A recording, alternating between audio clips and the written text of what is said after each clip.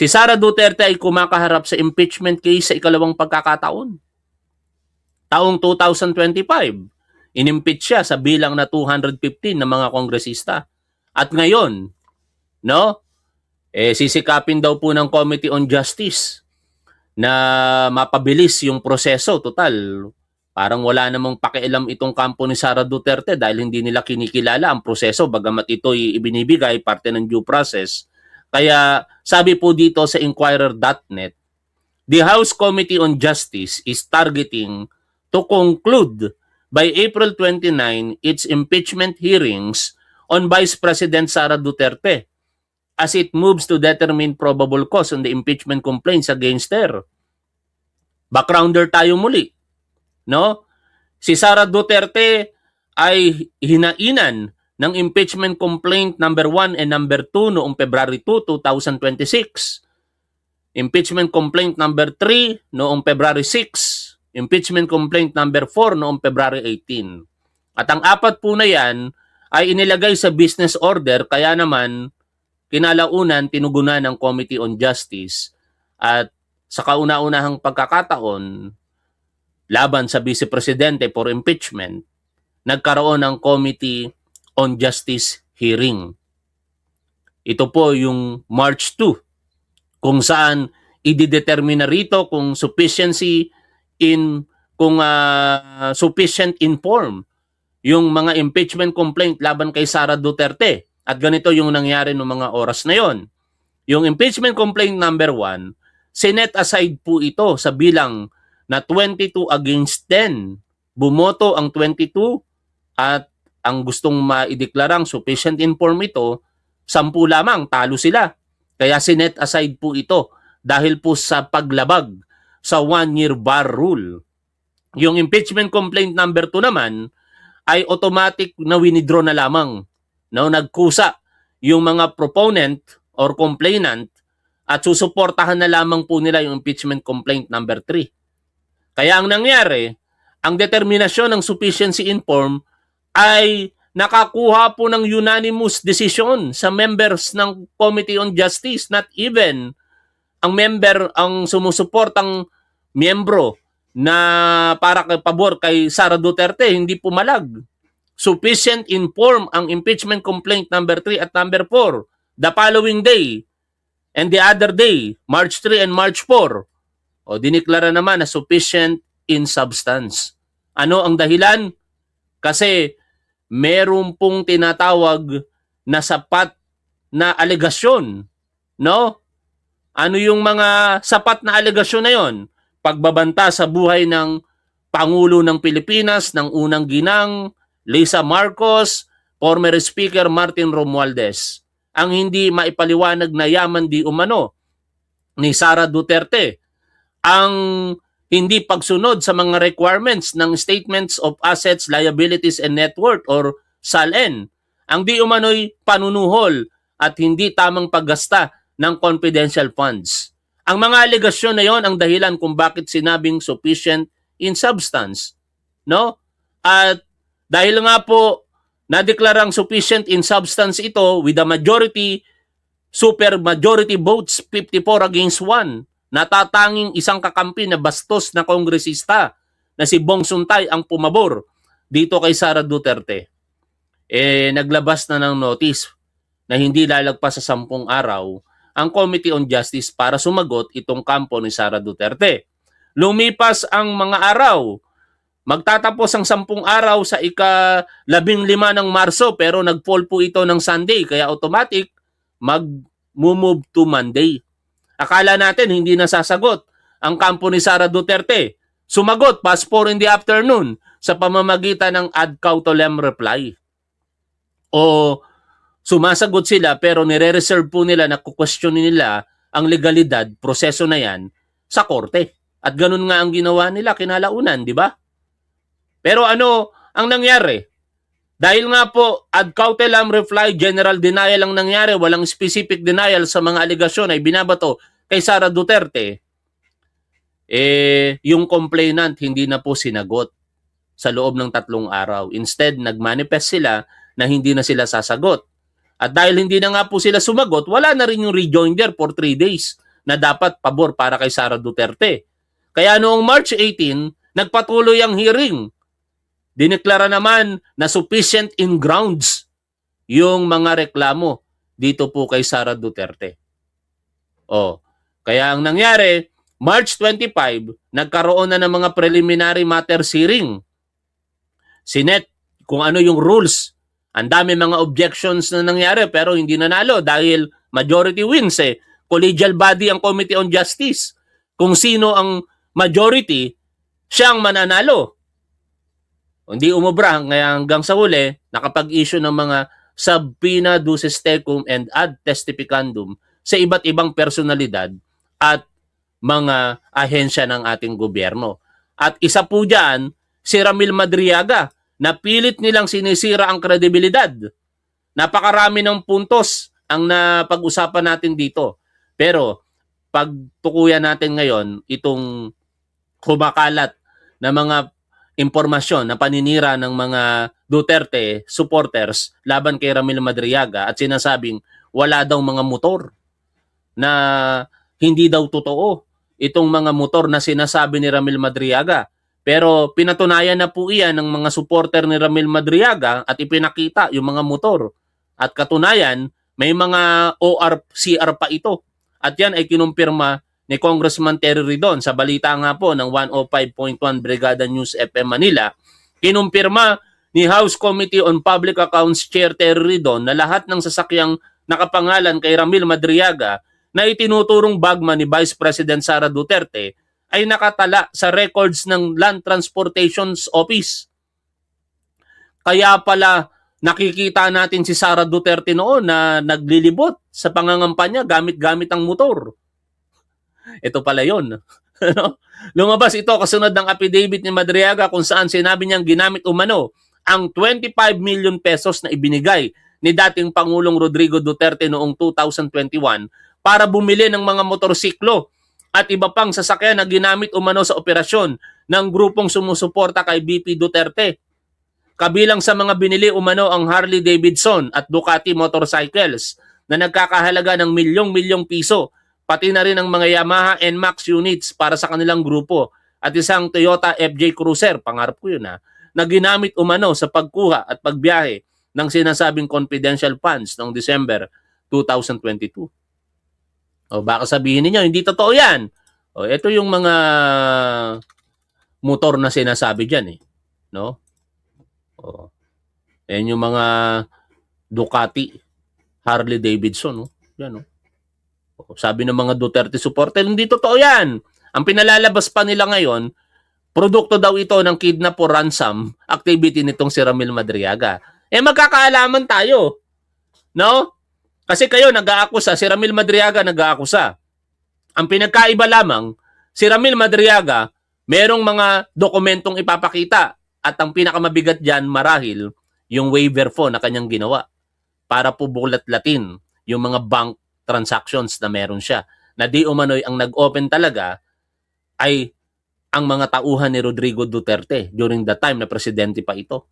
No, biruin mo, hindi pupunta sa bangko pero makakapag-open ng bank accounts na kapangalan kay Ramil Madriaga. Titingnan natin ngayon yan. At ibabangga sa mga alegasyon ninyo kay Ramil Madriaga. Sino ngayon ang nagsasabi ng totoo?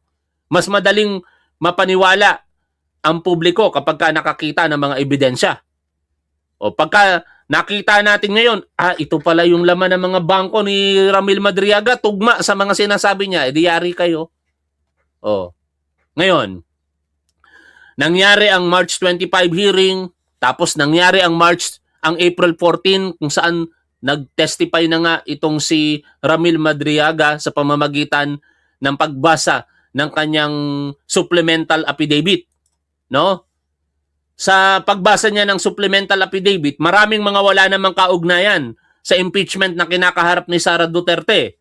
Pero marami din po doon ang merong kaugnayan sa impeachment case ni Sara Duterte. At doon lang tayo sa may kaugnayan sa impeachment case ni Sara Duterte about confidential funds. Ano yung mga ibinulgar doon ni Ramil Madriaga na siya talaga ang inutusan daw. At ang pinaka nakakagulat sa lahat noong April 14, sinabi ni Ramil Madriaga, hindi naman 11 days Kung hindi, in less than 24 hours, dinispose niya ayon sa utos ni Sara Duterte ang 125 million pesos confidential funds di umano na ipinagkatiwala dito po kay Sara Duterte. Ngayon, ano ang aabangan po natin sa April 22? Sa Wednesday na po yan. Pakinggan at panoorin, reaksyonan po natin ang interview kay Congresswoman Jinky Luistro, ang chairwoman ng Committee on Justice. Na umaga po kay Congresswoman Jervy Luistro ng Batangas. Ikalawang distrito po ng Batangas sa chairperson ng House Committee on Justice. Kong, magandang umaga po sa inyo. Good morning, ma'am. Good morning, Alvin and Doris. Salamat sa muli niyong pag-imbita dito sa ating programa. Opo, ano muna yung mga dapat nating tandaan moving forward? May mga dates tayo na dapat tandaan. Di ba sa Miyerkules yung resumption ng hearing po ninyo sa impeachment? That is correct, Alvin, no? Magtutuloy ang ating pagdinig or hearing proper ngayong darating na Wednesday. That is April 22. Mag-uumpisa tayo ng 10 o'clock in the morning at maaalala nyo, sinabi na natin ang AMLA Yan. as well as Senator Sonny Trillanes. And Nako po. Ha? Talaga nga naman. Ano kaya ang mga sasabihin ni dating Senador Antonio Trillanes? Pero ang mga impormasyon kasi na ibinabahagi ni dating Senador Antonio Trillanes, mga tol, sa pakiwari ko, hindi sakop ng impeachment laban kay Sara Duterte. Yun naman ay opinion ko lamang, ano? Sa huli, ang magde-decide po dyan ng Committee on Justice. Which is may tatanong din naman mamaya yan. Kaya dyan po kay Congresswoman Jinky Luistro. Pero balikan natin yung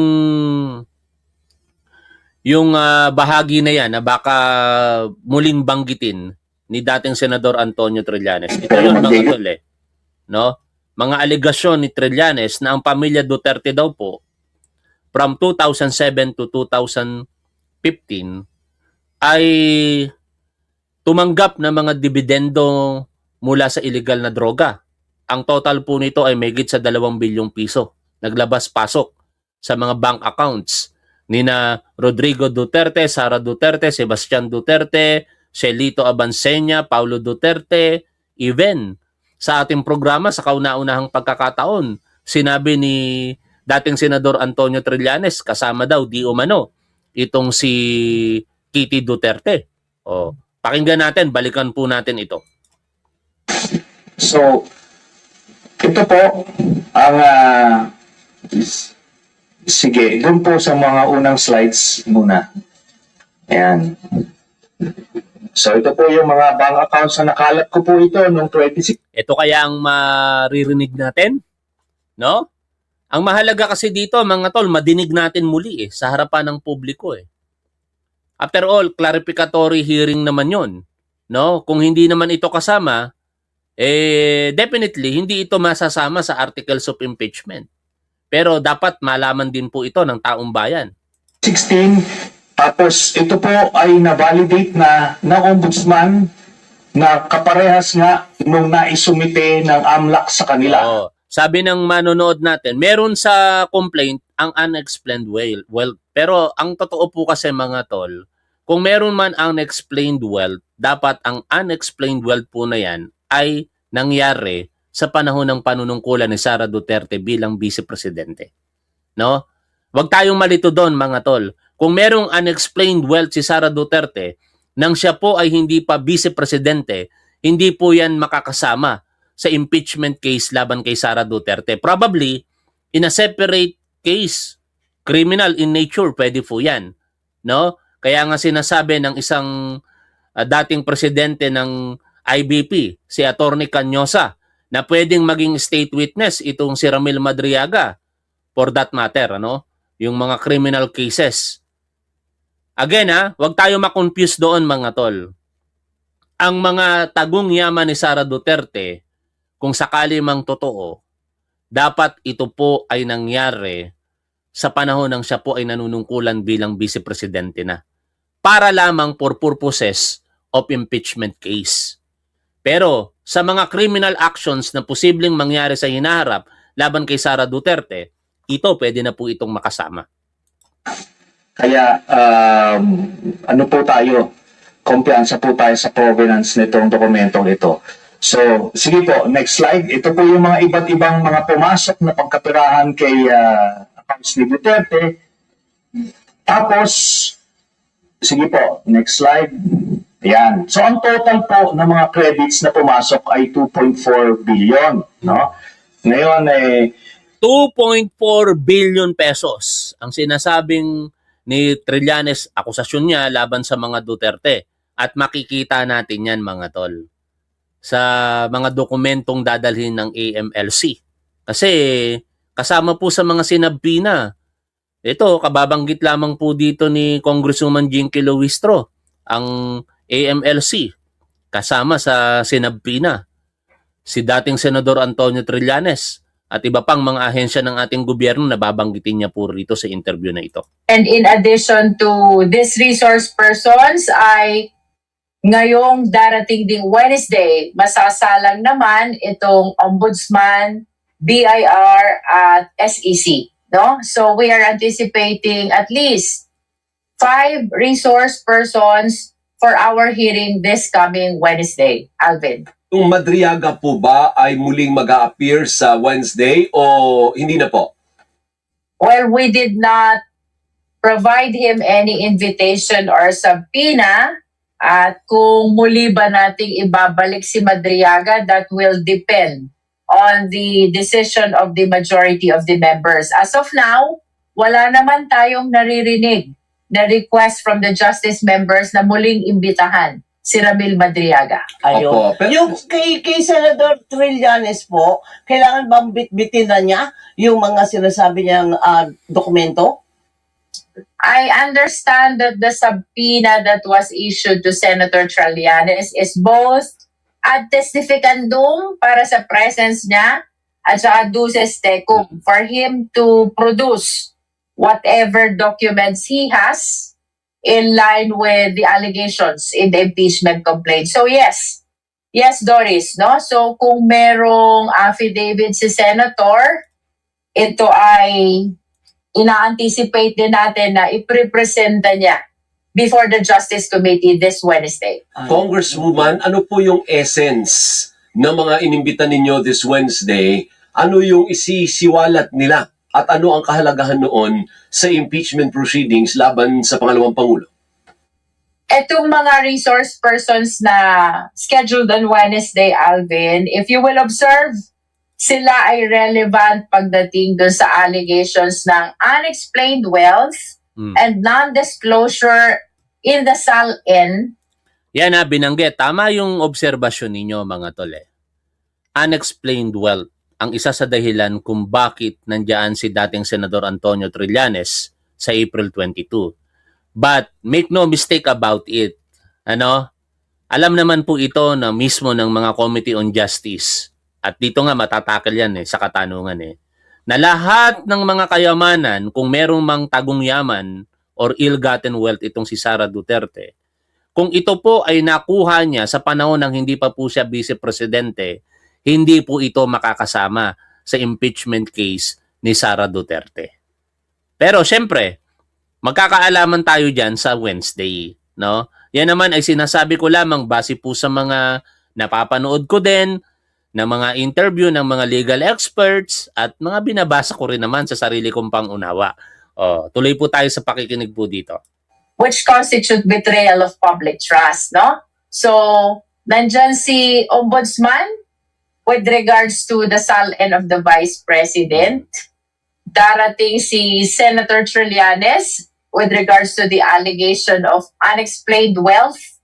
Andyan si AMLA at ito naman, narinig nyo during the last hearing, we are requiring the AMLA to produce reports on covered transaction and suspicious transaction of Yan ang pinaka-interesting sa ako sa totoo lang mas interesado ako sa AMLA, no? Sa AMLC. Kasi yung mga sasabihin ni dating Senador Trillanes, alam na natin Nasabi niya na yun sa napakaraming mga pagkakataon. Pero ano ang sasabihin ng AMLC? Kumpirmasyon. No? Ano ba yung covered transactions? Ano ba yung suspicious transactions? Ayon po sa umiiral na batas, hindi po ako abogado, kaya ang sasabihin ko po ay ordinaryong opinion lamang. Pero kapag ang pinag-uusapan po ay covered transactions, tatandaan po ninyo yung amount na 500,000 pesos, at least 500,000 pesos. Na kahit lehitimong transaksyon yan, obligado ang bangko na i-report sa AMLC ang transaksyon na yan. Kasi tinatawag po iyang covered transaction. Yung mga suspicious transaction naman, ito yung series of transaction na kahina-hinala. Halimbawa, may pumasok na 100,000, may pumasok na 10,000, may pumasok na 50,000, may pumasok na 30,000, may lumabas na 100,000 in one day. O kaya in series ng mga araw, several days. Kahina-hinala po yon. Lahat po yon nakareport sa AMLC, may record sila.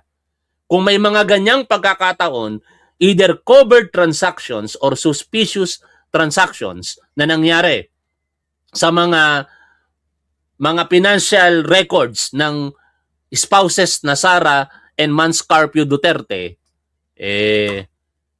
magiging basihan po yan bilang ebidensya somehow. No? Kaya mas kaabang-abang po yon. Talagang sabi nga ni Atty. Jesus Palsis, baka hindi lang bloodbath, baka massacre ang mangyari sa April 22. Both the Vice President and the husband, no? Darating si BIR with respect to the general information sheets and the audited financial statements of the business establishments declared by the spouses. And of course, what did I say, BIR? Ang BIR pala with respect to ITR, income tax return, no? O sige, balikan natin yung pangyayari, ano? Tapusin natin ito. Kasi na-miss nyo ba yung tangkang paghataw ng mic ni Rodrigo Duterte? Dito nyo makikita mga tol na bravado lang talaga mahilig itong mga Duterte po na ito. Na kapag nasusukol na, magbabravado na sila. No, maghahamon ng waiver. Tapos nung papalagan ng committee, Quadcom committee that time, biglang mag-iiba ang naratibo ni Rodrigo Duterte. O sige, balikan muna natin. Tuloy natin ang pakikinig, panonood dito po sa nangyaring hearing ng Quadcom noong November 13, 2024. Kung ano talaga yung actual total, malalaman po natin yan pagka binuksan po yung accounts. Ngayon po ito, no? Ang pagkakamali po ni Mr. Duterte nung nagtatago siya ng pagkapirahan, ay ginawa niyang joint account yung kanyang anak na si Vice President Sara Duterte. Kaya ito po ay alam po naman natin na exempted sa bank secrecy law ang impeachment. So lalabas po yan lahat. Sige po, next slide. Ito po yung last slide. No. Dito po, meron po ito pong mga transactions na ito. Meron pong kay Vice President Sara, meron po kay Duterte, meron po kay Baste Duterte, meron kay Pulong Duterte, at meron po kay Hanilet Abansenya. Ito pong mga ito ay mga managers checks under their name na ang origin po ng account ay yung isa dun sa mga drug lords na minention ni Las Cañas na si Sammy Uy. Ito po, ano ito? Siguro ng mga panahon na yan, 2011 to 2013, medyo kumpiyansa sila sa kanilang mga gawain, kaya may physical na checks, no? Pero after that, ang mga deposito diretso na sa account. So wala nang paper trail. Pero makikita natin dito yung pattern po, Mr. Chairman. Mag-didibidendo yung drug lord dun sa pamilya nila Duterte tuwing October at April. No? Kaya sunod-sunod po yan. And by the way, makikita po natin si Vice President Sara, meron po siyang 2 checking in-encash dyan under her name, manager's checks. Tapos ito po ay while she was mayor, no? Kaya yan ay direct bribery, no? Tapos process of the illegal drug trade. Ito po ang naging pruweba natin. Kaya nung cross match po namin yung dokumento na kuha namin at dito sa mga personalidad na minention po ni Arturo Las Cañas, na-confirm namin yung kanyang istorya. Nakita niyo po dyan, si Duterte, pareha sila ng amount na giving cash. No? Tapos, itong mga anak, sila Baste. Alam nyo mga tol, itong mga bank transactions di umano na ito, kung hindi ito totoo, madaling patunayan eh. Sa totoo lang. Sasabihin lamang ng mag-aamang Duterte, buksan nyo na yung bank accounts natin dyan sa BPI at isampal ninyo ang katotohanan dito kay dating Senador Antonio Trillanes. Sinungaling yan. Kasi ito talaga yung records natin ng BPI accounts natin. Walang mga ganyan transactions. Pero bakit hindi magawa ng mga Duterte? Naghamunan. Inaakusahan nila si Trillanes na meron din daw pong ill-gotten wealth nakatago sa bangko. Pumayag si Trillanes na mag-execute ng waiver. Si Rodrigo Duterte hanggang salita lang. Bakit hanggang salita lang sila? Kasi, sabi nga ni Ronald Llamas, kapag ayaw humarap, i-rephrase natin ngayon in relation dito sa mga bank accounts na ito, kapag ayaw ipakita, malamang totoo. Di ba? Kasi kahit saan kong anggulo tingnan mga tol, kung ako inaakusahan, may tagukang yaman sa mga bangko na yan. Sige, ito na yung waiver. Hindi totoo yan. Isasampal ko yung katotohanan kay Trillanes kasi hindi totoo yan. Pero hindi nila magawa. And worse ang masakit mga tol. Kung mapapatunayan ngayon ni Trillanes na totoo ang mga ito sa pamamagitan ng actual records, ang mga Duterte supporter, sasabihin pa rin nila, Duterte pa rin kami. Anak ng teteng. Harap-harapan na, Duterte pa rin kayo. O, kaya ako wala na akong pag-asa sa mga yan eh. No? Sinukuan ko na. Sa totoo lang, ginagawa po natin ito hindi para sa mga Duterte supporters, pero may mga nanonood pa rin ng mga Duterte supporters sa atin eh. Pinagtatanggol pa rin sina Duterte eh. Pero hindi na para sa inyo, para imulat kayo, hindi na. Wala na kayong pag-asa. No? Nakita ko yung post si Professor Antonio Contreras. May mga ganito kasi talagang tao eh, na mga supporter ng mga Duterte.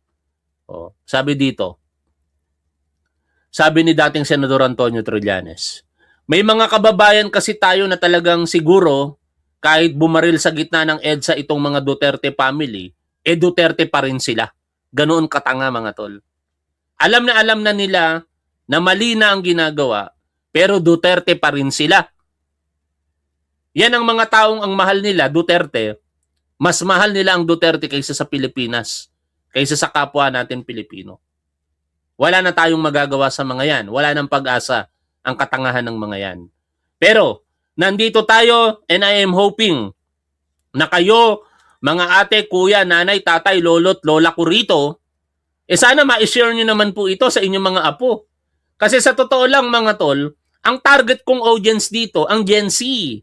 But unfortunately, pag tinitingnan ko yung demographics ng ating channel at Facebook page, ang nanonood sa atin, kaidaran ko o kaya mga kuya, ate, lolo, lola ko, nanay, tatay natin, halos walang nanonood sa akin na ang edad 30 pababa. O kaya sana i-share po ninyo. Kasi sila yung habol natin eh. Sila yung dapat makakita kung ano talaga yung katotohanan sa likod ng mga Duterte. Tuloy po natin ang pakikinig po dito sa mga bank accounts di umano ng Duterte. Duterte, ayan po, tagte 10 million every 6 months. Kay Pulong Duterte, meron din. Ngayon po, lahat ito ay hawak yan ng mga bangko mismo. Meron silang physical copy, meron silang soft copy netong mga sinasabi na ito. Kaya hindi po yan pwedeng i-deny lang kasi alam naman natin yung mga estilo ni Duterte, mag-a-admit konti pero mag-deny to confuse everyone. Pero ito po yung smoking gun, Mr. Chairman. So, yan po, we concluded na peke talaga ito. Ginagawa niya yung war on drugs para proteksyonan niya yung sindikato niya na sina Michael Yang, Sammy Uy, at Charlie Tan. So, kaya po, nung sa Davao pa lang, pinapatay po nila yung kompetensya. Tapos, nung sila na ay ang presidente, ginawa nilang National Death Squad, ano, yung nangyari. Tapos, si Leonardo nga po yung ginawa niyang point person. Tapos, yung drug list na sinasabi ni Duterte, merong legitimate mga personalities doon, galing doon sa mga iba't ibang ahensya. Pero pag may kailangan silang isingit ng mga kalaban nila sa drug business, sinisingit po nila doon. Kaya nga may mga tinutumba na mga involved din sa illegal drugs kasi kompetensya nila yon sa distribution. Kaya yan po lahat na yan ay napagtagpi-tagpi namin.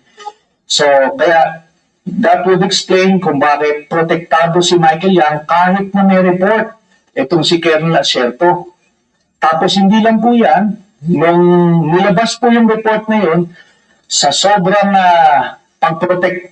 pagproteksyon nila kay Michael Yang, yung mismong gumawa ng investigasyon, yun yung gustong ipapatay at sinampahan ng kaliwat kanang kaso. Kaya makita natin dun sa mga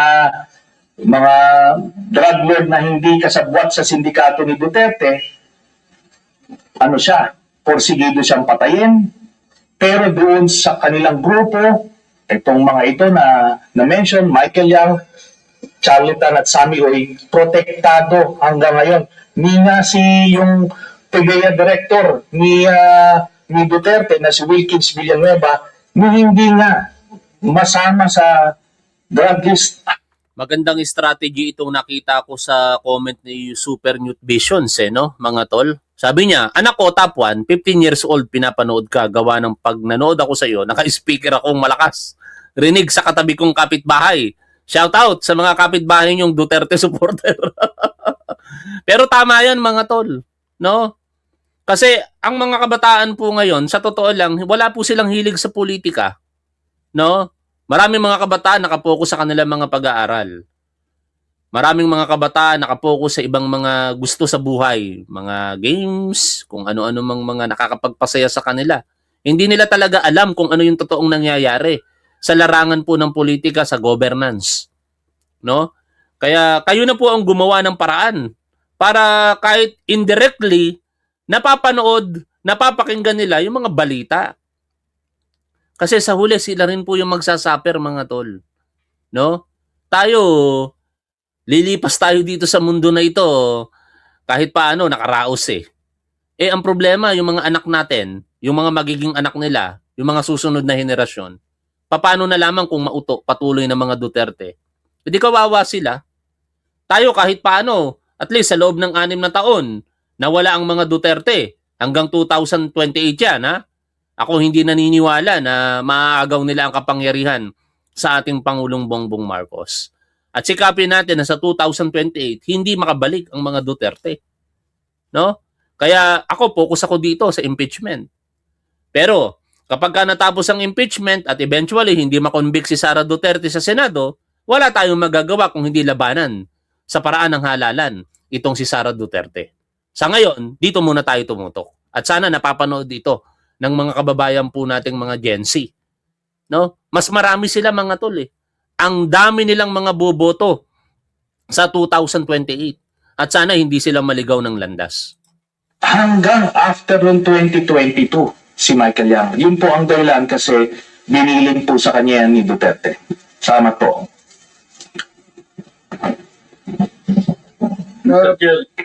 Please proceed, Congressman Perez.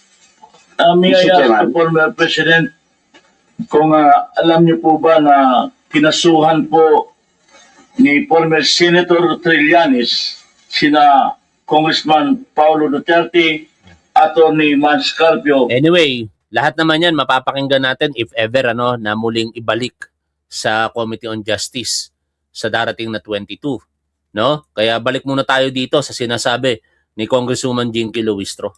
of the spouses. Tapos itong SEC, GIS, and audited financial statements of their declared business establishments, no? So kung ma-observe nyo, Doris, Alvin, no? Lahat ng kanilang documents has relevance dun sa allegations ng unexplained wealth and non-disclosure in the SALN, which will be the focus of our clarificatory hearing this coming Wednesday. So Pero, yung mga impormasyon na makakalkal o ma-expose Yan. po, anong gagawin natin dyan sa mga impormasyon na yan kung hindi yan kasali doon sa mga, kasi apart na ng impeachment complaint, may Oo. ano yan may border yan o hanggang ka lang hanggang dito ka lang Ito yung articles eh. paano pag may maibulgar dyan ng mga impormasyon na hindi makakabuti sa personality o sa trabaho ng pangalawang pangulo, paano turing nun sa mga ganyang impormasyon? Ang perspective natin dyan, Alvin, no, we are conducting this clarificatory hearing to test if the allegations in the complaint and the attached documents constitute already probable cause. No? Yun. So, Yun lang naman ang basihan mga tol kung bakit merong formal hearing dyan or clarificatory hearing. No? Para alamin lamang ng committee kung meron bang magiging sapat na basihan para i-impeach itong si Sara Duterte o mabuo yung articles of impeachment. Wala pong mini trial na nangyayari dyan. Taliwas sa mga kiniklaim ng mga Duterte at supporters nila. Hindi nga pinayagan yung mga probing question eh. Kain tayo mga tol. binigyan tayo ng kapangyarihan, we call it compulsory process, mag-issue ng subpoena at testificandum and subpoena duces tecum. Indeed, to check yung bang mga alegasyon sa complaint ay may basehan. Yun bang alegasyon sa complaint kasama yung mga naka-attach na evidence ay sapat to say that there is probable cause. And by probable cause, it means justification for us to proceed to trial, no? Opo. So, gusto ko ring liwanagin na maliwanag sa rules of impeachment ng House of Representatives, quote-unquote, other relevant evidence, no? Which means that even if it is not specifically mentioned in the impeachment complaint, if it has relevance to the allegations in the complaint, that can be considered also for the purpose of determining probable cause, no? Say for example, etong ITR, which we anticipate will be produced by the Bureau of Internal Revenue, the income tax return. Notwithstanding the fact na hindi siya nabanggit sa impeachment complaint, of course, we understand that this is relevant for us to be able to determine kung yun bang declared income or other income of the impeachable official ay justified ng kanyang sources. No? Siyempre, may mga declared sources ang impeachable official. Based ba dun sa income ng kanyang declared sources, proportionate ba itong na-generate niyang income? That's why it is incumbent upon us to check the income tax. Anak ng teteng tong logic ng isang Duterte supporter. Kung hindi matino ang paglapapalakad ng mga Duterte, hindi sana maayos ang Davao, tandaan nyo yan. Ibabalik ko sa iyo. Kung talagang maayos ang Davao, bakit ang daming mga taga Davao ang nagpupunta dito sa Manila para dito magtrabaho? Sagutin mo ngayon, Lolita Cusano. Bakit ang daming mga taga Davao na nagpupumilit sumiksik dito sa Manila kung talagang maayos ang Davao? Diba? Logic. Saka wag mong palabasin na matino ang Davao. Ngayon nga, kaliwat kanan ng nahuhuling illegal na droga doon. Di ba? Sa lahat ng mga syudad ngayon sa Pilipinas, halos linggo-linggo merong nahuhuling illegal na droga sa City of Davao. Dapat walang illegal na droga sa kanila. Dahil yung primary na agenda ng mga Duterte, labanan ng illegal na droga. O bakit sa Davao, napakaraming mga illegal na droga hanggang ngayon nahuhuli. Halos linggo-linggo may issue. Huwag mong gamitin yung logic na yan. Ano? Dahil kung logic mo ang pag-uusapan, dapat maging presidente na ang mayor namin dito sa Pasig, si Vico Soto. Dahil napakaganda ng Pasig ngayon. Napakaganda ng ginagawa ni Mayor Vico Soto dito sa Pasig. Hindi katwiran yun. Ibabalik ko sa iyo. Sige nga, sabihin mo nga sa akin ang dahilan. Bakit ang mga taga Davao nagpupunta sa Manila para dito magsumiksik, maghanap buhay, kung talagang maganda ang City of Davao? Bakit ang mga taga Davao, lalong-lalo na ang mga Duterte, ang daming mga bahay at lupa dito sa city o sa NCR? Bakit ang dami nilang property rito? Kung talagang Davao ang pinagmamalaki mo, bakit hindi sila nag-focus doon? Naku ng teteng, ang tatangan nyo talaga. Tax return, the audited financial statement, the general information sheet, and even the SALN of the Vice President, Opo. no? Saan po Yes, pwedeng tumakbo pa si VP Sara para mapigilan po ang paglalabas ng mga dokumento na ito? Magkikita-kita na naman ba sa Supreme Court? Hindi na usapin ito ng porsyento. Pero kung porsyento ang pag-uusapan mo, itanong mo sa sarili mo, Lolita Cusano, magbigay ka ng porsyento na mga taga-NCR nagpunta sa Davao para doon tumira kung sinasabi mong maayos ang Davao. Sige nga. Wala akong porsyentong makita na ang taga-Davao, ang taga-Manila, ang taga-NCR pupunta sa Davao para doon manirahan dahil maayos kuno. Pero merong mga maliliit na porsyento, kung gusto mong palabasin na maliit na porsyento, na mga taga-Davao, Davaoenyo, nandito sa Manila para dito maghanap buhay o para dito tumira. Di ba? Anak ng teteng na yan. Anyway, tama na yung ibinigay kong panahon sa iyo, no? Hindi ko alam kung bakit pa kita kinakausap Kasi ang mga Duterte supporter, likhang mga tanga ito.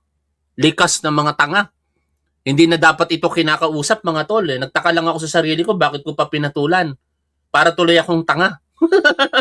Tuloy po tayo sa pakikinig po dito. Of course, our final arbiter is no less than the Honorable Supreme Court. At to answer your question, Doris, kung meron silang nakikitang questionable sa actions ng Justice Committee, the proper forum will be the Honorable Supreme Court. At matatandaan natin, Doris, 3 na yung pending doon na petitions. Opo. Paapat itong nasa Regional Trial Court of Quezon City at itong nasa Quezon City. Talagang Yan, hindi ba kayo nagtataka dyan? Di ba? Kung talagang lihitimo ang mga transaksyon ng mga Duterte, bakit nilang ipapatigil?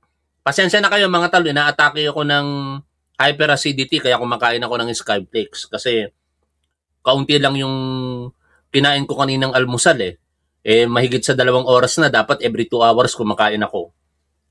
Naka-live pa tayo ngayon kaya haba tayo nagla-live, pinupunan ko na lamang muna ng Skyflakes kaya paumanhin kung ako'y kumakain ngayon sa harapan po ninyo. At balik tayo dito. Alam niyo mga tol, kung walang itinatago itong mga Duterte, kung lehitimo ang mga transactions nila, bakit nila pipigilan ang BIR? In particular itong si Attorney Manasseh Carpio.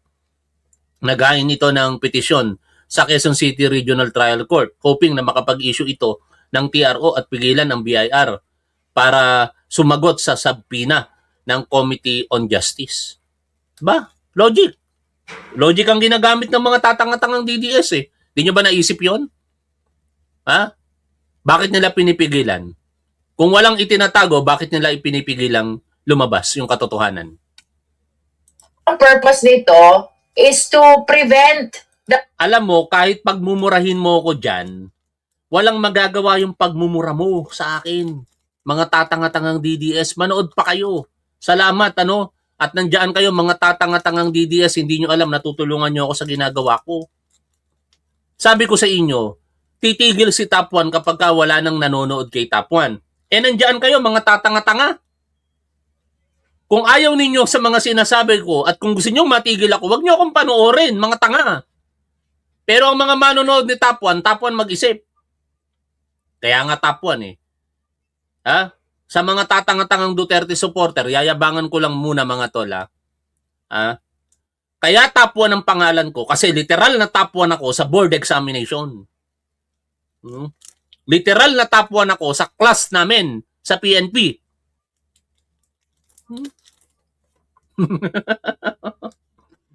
Nood pa kayo mga tangang DDS para patuloy tayong makapagpatuloy dito po sa ating ginagawa.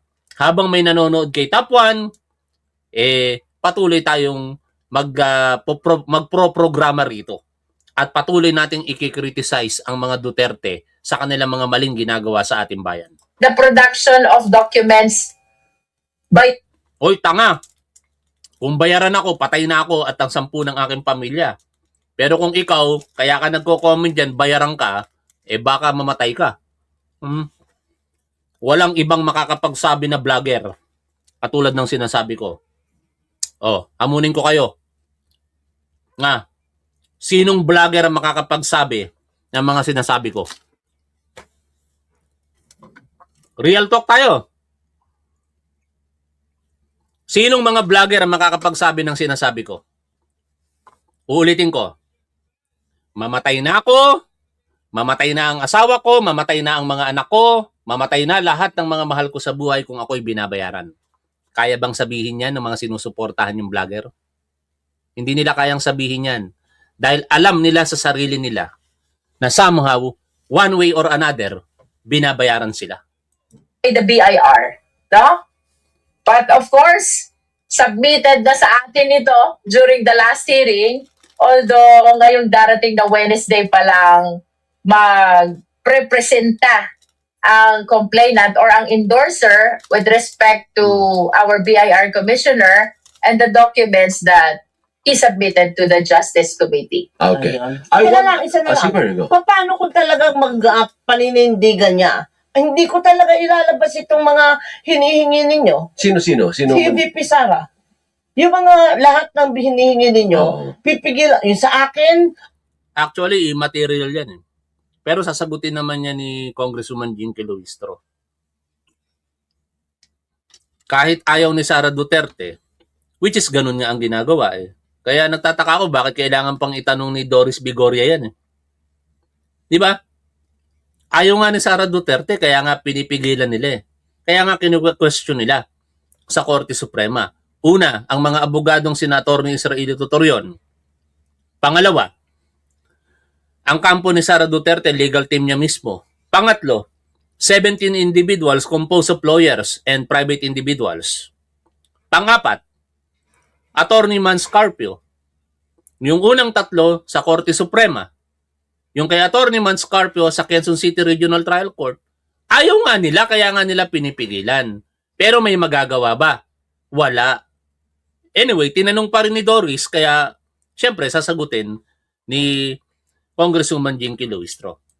pipigilan ko. Kasi may ibang source partner eh. Kagaya SALN, hindi lang may copy na Ayun na SALN. nga. Oo, pero sasabihin ko na, hindi po pwede.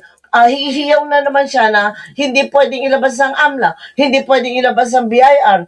Kasi ako ito eh. Oo. Oh, pwede ba? I think, Doris, that is the spirit behind the grant of compulsory process to the Justice Committee. Na notwithstanding the position of the concerned impeachable official, no, the Justice Committee actually has the power to compel the production of these documents, no? That is notwithstanding the position of the concerned impeachable official. Na kahit ayaw ng concerned impeachable official, may kapangyarihan ng Justice Committee na i-compel by way of compulsory process, by way of subpoena duces tecum, the production of documents like SALN, ITR, the AMLA report, the audited financial statement, documents which we anticipate to to be presented Mhm. this coming Wednesday. Ayun. One final question. Oo. I wonder what you say dun sa mga nagsasabi, Congresswoman, na parang pinapahiya nyo ang pangalawang Pangulo. Wala pa yung trial, hindi at kinakalkal ninyo ang mga bagay na makasasama at parang kukondisyonin ang isip ng taong bayan na talagang ka-impeach itong ikalawang Pangulo dahil ang dami niyang hindi na bubulgar na At mga hindi na bagay na ipapaliwanag. impeachable. Oo. Go ahead. Definitely, that is not the intention, Alvin, no? Klarong-klaro to sa rules. Now, we are mandated to determine the existence of probable cause. In doing so, we are authorized to conduct this hearing proper / clarificatory hearing. And in doing so as well, we were authorized to exercise this compulsory process such as the issuance of subpoena duces tecum and subpoena ad testificandum. Okay? In addition to that, merong separate interview kay Congresswoman Jinky Luistro ni na Arnold Clavio. Pakinggan din natin ito. Baka may mga ibang katanungan dito na makakatulong sa atin for information. Talakayan tayo mga kapuso. Nasa linya natin, Batangas 2nd District Representative Dervin Luistro, Chairperson ng House Committee on Justice. Congresswoman Luistro, Igan at Connie, magandang umaga. Good morning. Egan and Connie, thank you for having me here in one-on-one. Thank you Walang po. personal. Yes, Wala ma'am. talaga. Wala talagang personalan Okay, dito. ilang araw nang matapos yung naging hearing ninyo at may susunod nga po, April 22. Itong mga araw, obserbahan ko, lagi ang naratibo po nung kampo ni Vice Presidente Sara Duterte, yung educational attainment, yung law school, pati yung painting na pinagtatalunan, kanino ba nagregalo? Sinasabi ko, hindi naman yun ang impeachable offense eh. I agree with you. Nakakalimutan yata nila, hinihintay kong sagutin nila yung COA na notice of disallowances na dapat pala ibalik na sa gobyerno yung pera, 400 milyong piso mahigit yung pati yung waiver ng bangka. Katulad nun, di ba? Yan, hindi nyo ba nakikita yan, mga Duterte supporters na mga tanga? Sinabi ng COA, tinatangan nyo talaga mga sarili ninyo eh. Pinilit nyo yung paniwalain na walang notice of disallowance ang Vice Presidente or Office of the Vice President. Yan yung pinakalat ninyo. Di ba, nung hindi pa nagsasalita ang COA, sabi ng mga tatanga-tangang DDS, nilinis na, malinis ang OBP ng COA. Pero nagsalita ang COA noong April 14. Sabi ng COA, with finality na yung notice of disallowance na inisyu nila kay Sara Duterte o sa Office of the Vice President, disallowed ang 73 million pesos confidential funds. At in addition to that, meron ding disallowed confidential funds na mahigit 300 million pesos. O paano ngayon yon? Ngayon, nagbago naratibo ng mga tatanga-tangang DDS, sabi nila, hindi pa naman pinal yan. Meron pang Korte Suprema. Anak ng teteng na yan. Nung una, nilinis ng COA. Tapos nung nagkabukuhan na, bigla kayong aakyat sa Korte Suprema. Ano ba ang mangyayari sa Korte Suprema? Aalamin lang naman nila kung merong grave abuse of discretion sa naging desisyon ng COA. Ano ang nire-raise ng kampo ni Sara Duterte? Wala daw due process. Due process na nga yung ibinigay kay Sara Duterte kaya humantong sa pag-aapila pa nila sa COA. Nak ng teteng talaga ang tatanga ninyo. Mga DDS, napakatanga talaga ninyo. Account at ngayon nilabas ni Congressman Ridon yung listahan ng mga sasakyan na tumutugma sa mga kwento nitong si Ramil Madriaga. Saan na po tayo patungo? Hindi ka nakikinig sa akin, tatanga-tanga ka talaga, may Cordova eh. Palagi kitang nababasa sa page ko eh. Yun na nga sinasabi ko na nga.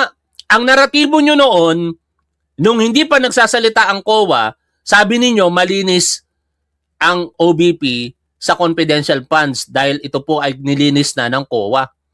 Nung nabuko kayo, ngayon ang naratibo ninyo, aapila pa sa Korte Suprema. Katangahan talaga yan, Mike Cordova. Yung katangahan mo, wag mong ihawa sa page ko. Ha? Hindi, nangaasar lang ako mga tol sa mga DDS. Ha? 2 oras ang live natin ngayon. Ha? Inuhusto ko na lamang yan. Meron pa tayong 27 minutes na talakayan. Patuloy natin pakinggan. Ito pong si Congresswoman Jinky Luistro. Congresswoman. Well, for purposes of our next hearing, that will be on Wednesday, Okay. April 22, no? Mag-umpisa tayo ng 10 o'clock in the morning.